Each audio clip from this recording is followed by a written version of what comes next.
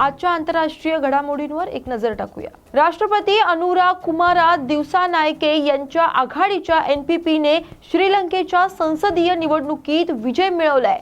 सर्व जागांचे निकाल आले आहेत। जिल्ह्यांच्या आधारे ठरवल्या जाणाऱ्या 196 जागांपैकी एनपीपीने 141 जागा जिंकल्यात। निकालानुसार एनपीपीला 61% म्हणजेच 68 लाख मते मिळाली आहेत।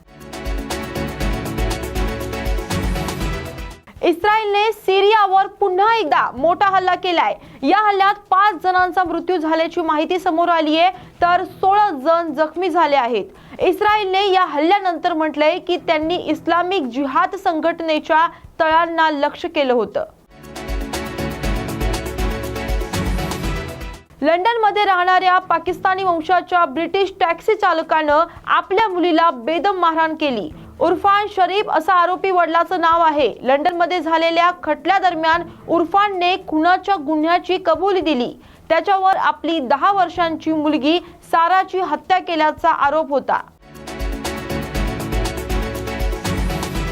अमेरिकेचे नवनिर्वाचित राष्ट्राध्यक्ष डोनाल्ड ट्रम्प हे त्यांच्या सरकारमधील महत्त्वाच्या पदांवर नियुक्त्या करत आहेत।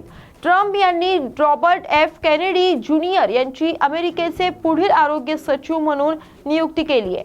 त्यांच्याकडे US department of health and human सर्व्हिसेसची महत्त्वाची जबाबदारी देण्यात आली आहे। ट्रम्प यांनी सोशल मीडियावर याची माहिती दिली आहे। बांगलादेश घटनेतून धर्मनिरपेक्ष शब्द हटवण्याची मागणी करण्यात आली आहे। अंतरिम सरकारच्या एजीचा प्रस्ताव आहे। रहमान यांचा राष्ट्रपिता दर्जा काढण्यास यावेळी सांगितलंय।